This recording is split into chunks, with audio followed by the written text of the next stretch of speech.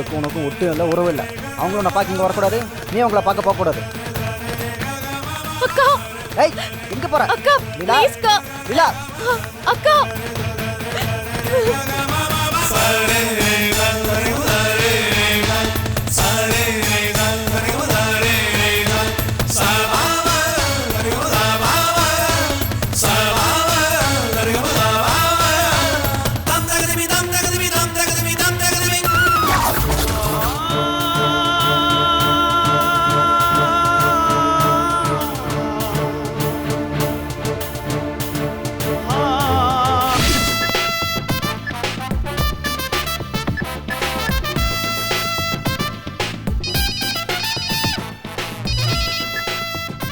Sir, நான் தான் உங்க பழைய உப்பு பேசுறேன். ஏய், உப்பு கிப்புன்னா உன்னை தண்ணியில கரைச்சு குடிச்சிடுவேன். சரி சரி, என்ன விஷயம் சொல்லு. எப்படி சார் இருக்கீங்க? ஏதோ உயிரோட இருக்கிறேன்டா. நீங்க உயிரோட இருந்தாகணும் சார். கட்டாயம் நீங்க உயிரோட இருந்துதான் ஆகணும். ஏண்டா சார், மகா காணாம போயிட்டா. நமக்கு திரும்ப வேலை வந்திருக்கு. என்னையா சொல்ற? ஆமா சார், மகா வீட்டில் ஏதோ பிரச்சனையா, சுப்பிரமணிக்கும் மகாவுக்கும் பலமா முட்டிச்சான். அதனால அவ என்னமோ என்ன தேடாதீங்கன்னு சொல்லி லெட்டர் எழுதி வச்சுட்டு போயிட்டாலாம். இது காத்து வாக்குல வந்த செய்தி. சபாஷ்டா, இதுக்கு தான்டா நான் காத்துட்டு இருந்தேன். நமக்கு நல்ல நேரம் வந்துருச்சுடா. பேசுறதுலாம் நல்லா பேசுறீங்க. உங்க திட்டம் ஒன்றும் கூட உருப்படியா இல்லை. நீங்க பேசுறத பார்த்தா ஏதோ பிளானிங் கமிஷன் பிரசிடென்ட் பேசுற மாதிரியே பேசுறீங்களா சார்? ஏய், அன்னைக்கு மகா பக்கத்துல சுப்பிரமணி இருந்தான், இன்னைக்கு மகா போயிட்டா. இப்போ சுப்பிரமணி தனியா இருக்கிறான். இந்த சந்தர்ப்பம் தாண்டா நம்மளுக்கு கரெக்ட். அவனை தப்புன்னு தட்டிடலாம். அதுக்கு தான் சார் ஃபோன் பண்ண உங்களுக்கு. மகாவோட மொத்த சொத்தையும் நம்ம கண்ட்ரோலுக்கு எடுத்துட்டு வரதுக்கு இதுதான் நம்ம கிடைச்சிருக்கிற லாஸ்ட் சான்ஸ். ஜமாச்சிடலாம். சரி, இப்போ எங்க இருக்குன்னு சொல்லு. என்னை வந்து நீ பிக் பண்ணு. அதான் நான் பார்த்தேன். என்னடா இது வழக்கமாக சொல்கிற வசனம் சொல்லலையேன்னு வழக்கம் போல் டிரைவர் ஆக்கிடுங்க. என்ன பண்ணுறது, ஆசை யாரை விட்டுது. வரேன். அது தெரிஞ்ச விஷயம்தான். அதெல்லாம் சரி, இப்போ நீ என்ன பண்ற? நேரா வலசரவாக்கம் வர. தேவி கருமாரியம்மன் 35ஆம் நம்பராண்டா நான் நிக்கிறேன். வந்து என்ன பிக்கப் பண்ற? ஓகே?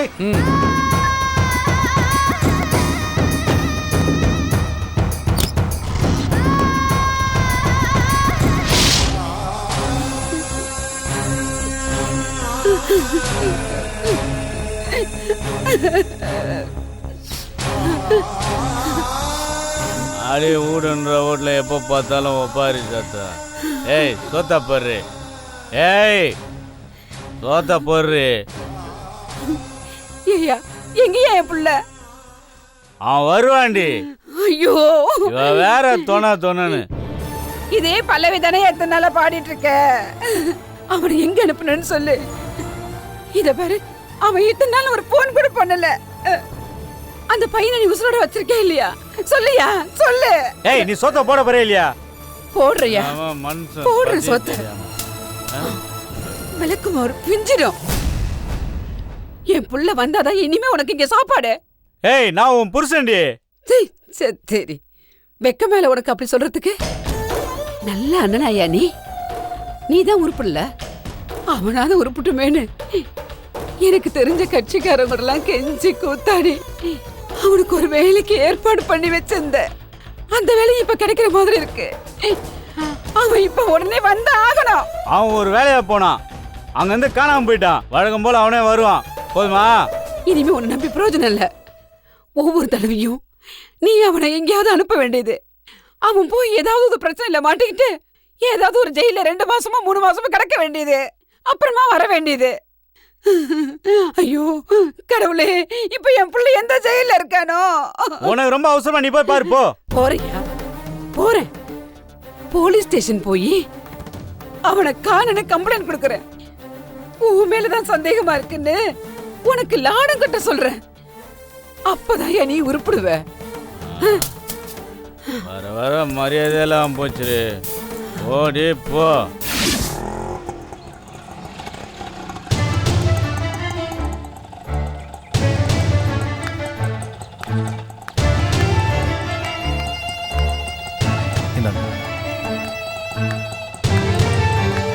வா.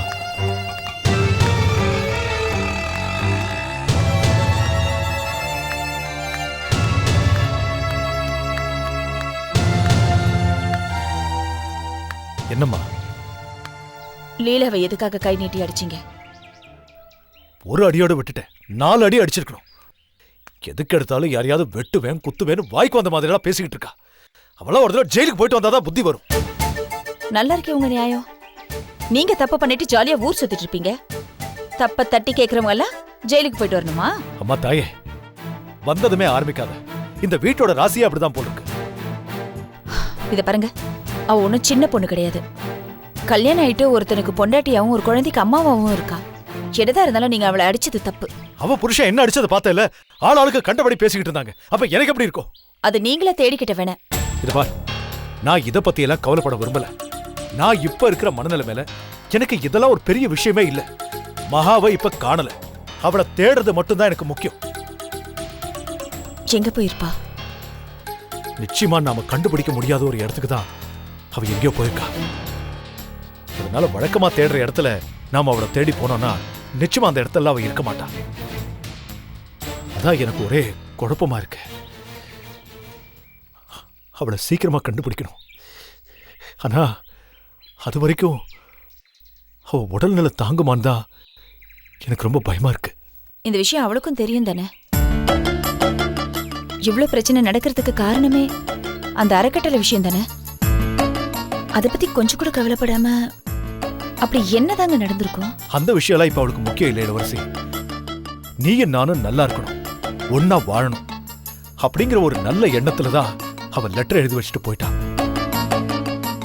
அந்த லெட்டர்ல அவ எங்க போயிருப்பான்னு ஏதாவது க்ளூ இருக்கா? நான் லெட்டர் படிச்சு பார்த்தேன், அப்படி எதுவும் அந்த லெட்டர்ல இல்ல. ஆனா நீ சொன்ன மாதிரி அந்த ஆங்கிள் நான் படிச்சு பார்க்கல. அந்த லெட்டரை ஒரு நிமிஷம் கொடுங்க, நான் பாக்குறேன். அது இப்போ என்கிட்ட இல்ல, மகாவோட வீட்டுல இருக்கு. நான் இன்னொரு தடவை எல்லா இடத்துலயும் தேடி பார்த்துட்டு வந்து வரும்போது எடுத்துட்டு வந்துடுறேன். சரி, எங்கன்னு போய் தேடுவீங்க? எங்கெங்கெல்லாம் அவர் ரெகுலரா போவாளோ அங்க இன்னொரு தடவையும் போய் பார்த்துடுறேன். நீங்க முதல்ல டாக்டர் கிட்ட மகாவை பத்தி கேட்டு பாருங்க. ஏன்னா இந்த மாதிரி கேசஸ் எல்லாம் டாக்டர் கிட்ட டச்ல இருப்பாங்க. சரி, முதல்ல அங்கேயே போய் பார்க்குறேன். இந்தா இதை செலவுக்கு வச்சுக்கோ. மளிகை சாமான்லாம் ஏதாவது வாங்க வேண்டியிருக்கும். டென்ஷன்ல நான் ஏதாவது மறந்துருந்தாலும் என் மேல கோவப்படாத. குழந்தைய பத்திரமா பார்த்துக்க. இந்த பொடி.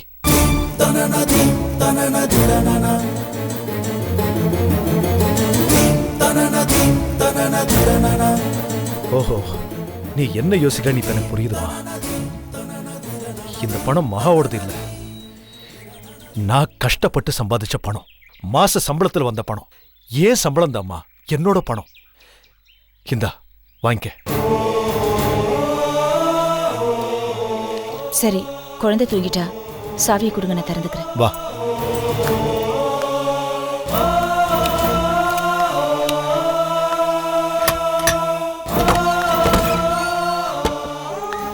இந்தா தாப்பா போட்டுக்க.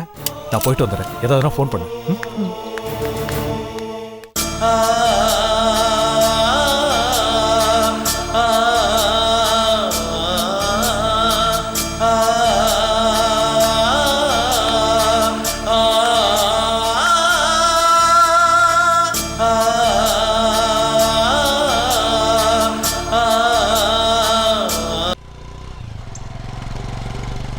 ஏய் உப்பு, பார்த்து போடாது, வளைஞ்சு நெளிஞ்சு போட, என் தலை சுத்துதுரா. கவலைப்படாதீங்க சார், மறுபடியும் நீங்க ஏசி கார்ல போற நேரம் சீக்கிரம் வந்துருச்சு.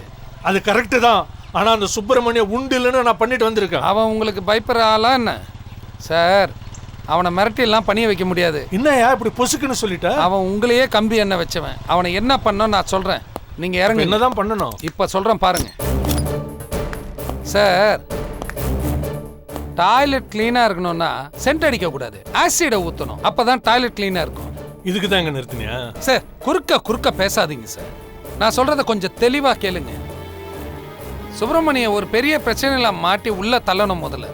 அப்பதான் நீங்களும் நானும் நிம்மதியா நடமாட முடியும். அப்படி என்னடா பிரச்சனை? அந்த மகாவோட லெட்டர் சார். லெட்டரா? சுப்பிரமணிய அந்த லெட்டரை எங்க வச்சிருக்கான்னு கண்டுபிடிக்கணும். ஏன்னா அதை வச்சுட்டு தான் அவ காணாம போயிட்டான்னு ஊர் ஃபுல்லா சொல்லிட்டு தெரியுறான். மகா அந்த லெட்டர்ல நான் காணாம போறேன், என்னை தேடாதீங்கன்னு எழுதி வச்சிருக்காளாம். அதனால என்ன சார்? அதனால அந்த லெட்டர் நம்ம கை கிடைச்சிருச்சுன்னா சுப்பிரமணிய சொல்றது யாரும் நம்ப மாட்டாங்க. அப்புறம் நீங்க சொல்றதுதான் சட்டம். ஏன்னா அவ உங்க தங்கச்சி மக. ஏய், அவ கழுத்துல அவன் தாலி கட்டிட்டான்டா. அதான் சட்டப்படி செல்லாத. கரெக்டா? மகாவை என்கிட்ட இருந்து பிரிச்சான், அந்த சொத்தை அடைவிடாம பண்ணிட்டான். அவனு ஒழுக்கு இதுதான்டா சரியான சந்தர்ப்பம். நீ கிளம்புடா, கிளம்பு. நாம இப்ப எங்க போறோம்? அந்த மகாவுடைய லெட்டர் மகா ரூம்ல இருக்குன்னு சுப்பிரமணியம் என்கிட்ட சொல்லிட்டான். நம்ம முதல்ல அந்த லெட்டர் எடுக்கிறோம், அதை வச்சு அந்த சுப்பிரமணியம் உசுரை எடுக்கிறோம். ஓகே பஸ், இப்போதைக்கு இந்த கார்ல ஏறுங்க. சரி சரி, பைக் எடு முதல்ல.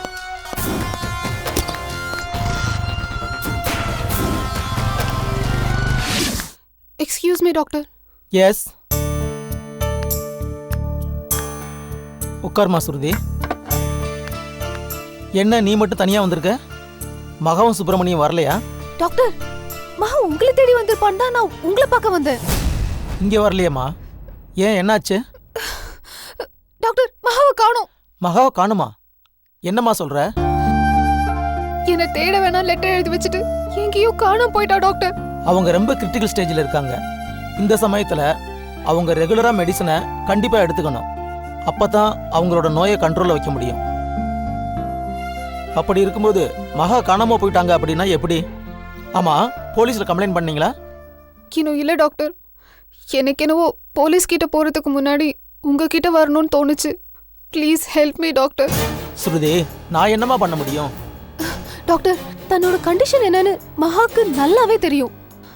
அவ காணாம போயிட்டாலும் அவ வாழணும், சில கடமைகளை முடிக்கணும்ன்ற லட்சியம் நிச்சயமா அவளுக்கு இருக்கு. அதுக்கு அவ தொடர்ந்து மருந்து சாப்பிட்டாதான் அவளால உயிர் வாழ முடியும்னு அவளுக்கு நல்லாவே தெரியும். அதனால ஒன்று, அவ ஏற்கனவே உங்க கூட கான்டாக்ட்ல இருக்கணும். அப்படி இல்லைன்னா எப்படியாவது உங்களை கான்டாக்ட் பண்ண முயற்சி பண்ணணும். அப்போ அவ எப்படி இருக்கா, எங்கே இருக்கான்னு நீங்க தான் விசாரிச்சு சொல்லணும் டாக்டர். சாரி சுருதி, நான் டாக்டர் தான். தயவு செய்து என்னை டிடெக்டிவ் ஆக்கிடாத. இல்ல டாக்டர், மகாவை கண்டுபிடிக்க நீங்க ஒருத்தர் தான் ஒரே வழின்னு நான் நினைக்கிறேன். சரி, அப்படின்னா அவ போறதுக்கு முன்னாடி அவ மெடிக்கல் ட்ரீட்மெண்ட் சம்பந்தப்பட்ட ஃபைல்ஸ் ஏதாவது எடுத்து போயிருக்காளா? நிச்சயம் அதெல்லாம் எடுத்துட்டு தான் போயிருக்கணும் டாக்டர். ஏன்னா நான் தேடி பார்க்கும்போது அங்க அந்த ரிப்போர்ட்ஸ் எதுவுமே இல்லை. ஓ, அப்படி அவ ட்ரீட்மெண்ட் சம்பந்தப்பட்ட ஃபைல்ஸ் ஏதாவது எடுத்து போயிருந்தா வேற டாக்டர் கிட்ட ட்ரீட்மெண்ட் பண்ணிக்கிற முடிவுக்கு வந்துட்டான்னு அர்த்தம். அதனால நீங்க என்ன நம்புறதை விட போலீஸை நம்புங்க. சுருதே, திரும்பவும் சொல்றேன், இது மகாவுக்கு ரொம்ப கிரிட்டிக்கலான ஸ்டேஜ். இந்த நேரத்தில் மகா ட்ரீட்மெண்ட்டை ஸ்டாப் பண்ணாலோ மருந்து மாத்திரை சாப்பிடாம இருந்தாலோ அவ உயிருக்கே ஆபத்தாயிடும். உங்களுக்கோ மகாவுக்கோ அதிக நேரம் இல்லை. போங்க, போய் மகாவை கண்டுபிடிக்கிற வேலையை பாருங்க. சுப்பிரமணிகிட்ட நான் பேசுறேன். Thank you doctor. ஓகேம்மா.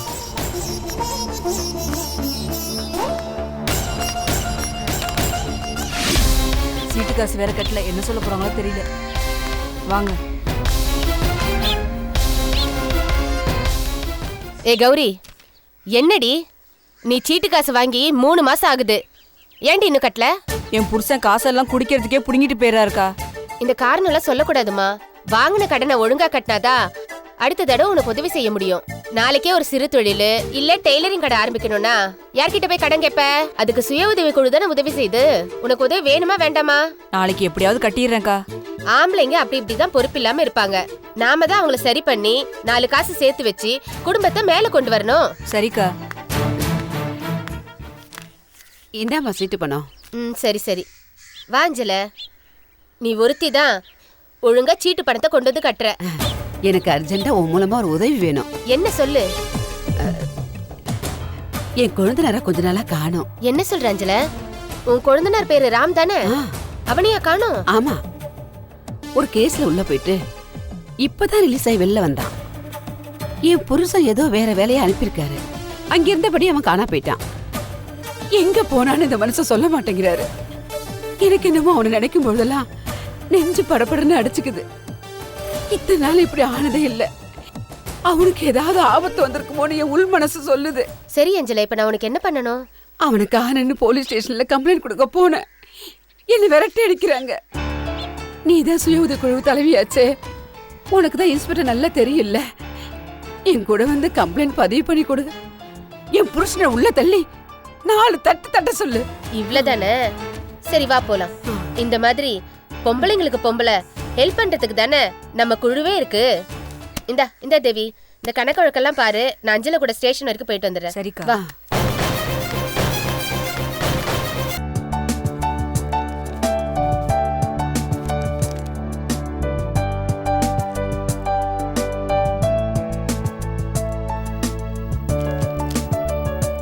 ஸ்வரூபன், ஆண்டி. மோகன் சர்மாவை மீட் பண்ணிய என்ன தோணுது? Well is a very interesting character, very colorful person. அவர்கிட்ட நிறைய டிப்ஸ் வாங்கிக்க சொன்னீங்க. ஆனா அவரோட எக்ஸ்பீரியன்ஸை கேட்டுட்டு இருந்தாலே போதும் நமக்கு நிறைய டிப்ஸ் கிடைச்சிரும். ஆனா நான் சொல்றேன்னு தப்பா எடுத்துக்காதீங்க. சொல்லுப்பா. கொலைகாரனுக்காக கூட ஆஜராகுவேன். லைக் என் மனசுல என்ன தோணுதோ அதை பேசுவேன். அதுதான் சேலஞ்சிங்கான விஷயம் அப்படின்னு சொல்றது மட்டும் எனக்கு உடன்பாடு இல்லை aunty. I think I don't accept that. ஒரு தப்பு செஞ்சவனுக்காக ஆஜராகிறது எந்த விதத்தில் நியாயம்னு எனக்கு தெரியல. ஒரு குற்றவாளியோ நிரபராதியோ அவங்களுக்காக வாதாட வேண்டியது ஒரு வக்கீலோட கடமை தான். அதை நான் இல்லைன்னு சொல்லலை. ஆனால் ஒரு அயோக்கியன் கெட்டவன்னு தெரிஞ்சதுக்கப்புறம் கேவலம் பணத்துக்காக வாதாடுறது அதில் தான் எனக்கு உடன்பாடு இல்லை aunty. Well said, very well said Swaroopan. நீ பேசுறது கேட்கும்போது எனக்கு ரொம்ப பெருமையா இருக்குப்பா. ஸ்வரூபன், நீ நிறைய விஷயங்கள் இந்த வீட்டில் நோட் பண்ணியிருப்ப. ஒரு காலத்தில் நாங்கள் காதலிச்சு கல்யாணம் பண்ணிக்கிட்டோன்றதையும் உனக்கு தெரிய வந்திருக்கு. ஆனால் நாங்கள் பிரிஞ்சிட்டோம்ப்பா. பல வருஷங்களுக்கு முன்னால் பிரிஞ்சிட்டோம். இந்த காரணத்துக்காகத்தான் இப்போ நீ பேசினியே, இந்த நியாய அந்நியாய வேறுபாடுனால தான் நாங்கள் பிரிஞ்சோம். என்னால் அந்த ஆட்டிடியூடை ஜீரணிச்சுக்க முடியல.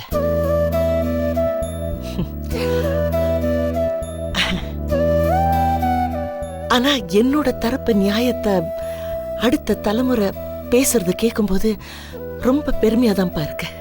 Very happy. சரி, அதெல்லாம் இருக்கட்டும்.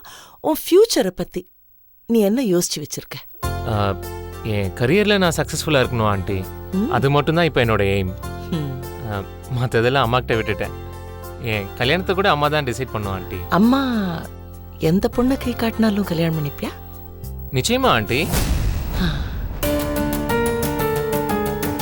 ஒருவேளை அம்மா பூஜாவை கை காட்டினா சந்தோஷமா பண்ணிப்பேன்.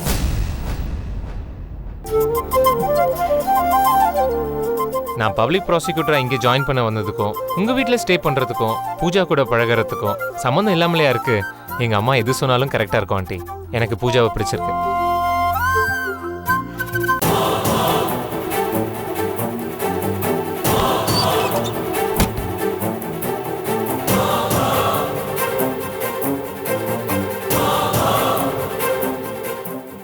நீங்க அம்மா கிட்ட பேசுங்க ஆண்டி. எனக்கு பூர்ண சம்மதம் தான். தேங்க்யூப்பா, தேங்க்யூ வெரி மச். மற்ற வேலையெல்லாம் நான் பார்த்துக்கிறேன். Okay aunty.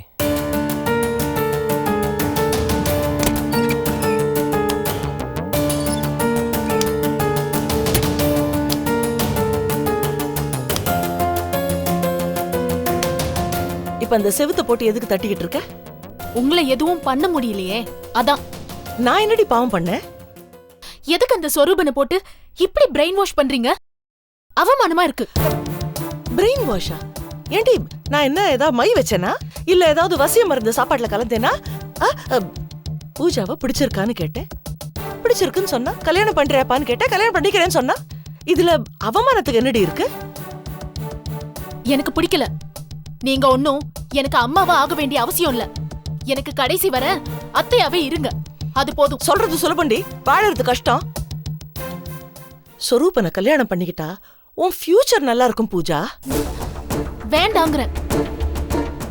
நான் இப்போ கணவனை எழுந்தவ மட்டும் இல்ல, ஒரு கொலைகாரி. சட்டத்தை காப்பாத்த வேண்டிய வக்கீல் வீட்ல இந்த கொலைகாரிய வாழ சொல்றீங்களா? நாளைக்கு இந்த விஷயம் சொரூபனுக்கு தெரிஞ்சா அது நரகம். அந்த நரகத்துல ஏன் என்ன தள்ளுறீங்க? பூஜா, உங்ககிட்ட ஏற்கனவே சொல்லிருக்கேன், இது திட்டம் போட்டு பண்ண கொலை இல்லடி. எனக்கே சட்டம் சொல்லி கொடுக்காத. உன் மானத்தை காப்பாத்திக்க தற்செயலா நடந்த விஷயமா இது. Self defence. அந்த ராம் எவ்வளவு பெரிய அயோக்கியன்னு சொரூபனுக்கே தெரியும். அவங்கிட்ட எவ்வளவு கொடுமையை இவன் அனுபவிச்சிருக்கான் தெரியுமா? ஏன் அந்த ராம் இவன் கையில கிடைச்சிருந்தானா சொரூபனே போட்டு தள்ளிருப்பாங்க. நீ செஞ்ச கொலையில மோட்டிவேஷனே இல்லம்மா. அப்படி ஏதாவது ஆபத்து வந்ததுன்னா நான் காப்பாத்துறேன். உங்க மாமா இருக்காரு காப்பாத்துறதுக்கு. அத்தை, உங்களுக்கு ஏன் புரிய மாட்டேங்குது? நான் அருள் செல்வனை ரொம்ப நேசிச்சேன். அந்த ஏமாற்றத்தை இன்னும் என்னால ஏத்துக்க முடியல. காதல்ல ஏற்படுற சந்தோஷம் 5 நிமிஷமோ 1/2 மணி நேரமோ இருக்கும். ஆனா காதல்ல இருக்கிற வலி ஆயுசுக்கும் இருக்கும். நான் அனுபவப்பட்டவ. எனக்கு என்னமோ இது சரியா படல. எனக்கு சரியா படுது பூஜா. ப்ளீஸ், அதனால்தான் இந்த முயற்சியில இறங்கியிருக்கேன். பூஜா, என் அருள் ஞாபகத்துல நீ இருக்கிறது, அத நினைச்சு புலம்பிட்டு இருக்காத பூஜா. ப்ளீஸ். இப்போ உதாரணத்துக்கு ஒரு ஜோக்க ஒரு முறை சொன்னா சிரிக்கலாம், 2வது தடவை சிரிக்க முடியுமா? ஜோக்குக்கே நம்மளால 2வது முறை ரசிக்க முடியுதா? ஒரு கஷ்டத்தை நினைச்சு ஏன் காலம் பூரா அழணுமா? நல்ல யோசி பூஜா, ப்ளீஸ். இது பாரு, சொரூபா அம்மா பானு இன்னும் 2 நாள்ல இங்க வர போறாங்க. ஓ முடிவை வச்சுதான் நான் கல்யாண பேச்ச ஆரம்பிப்பேன்.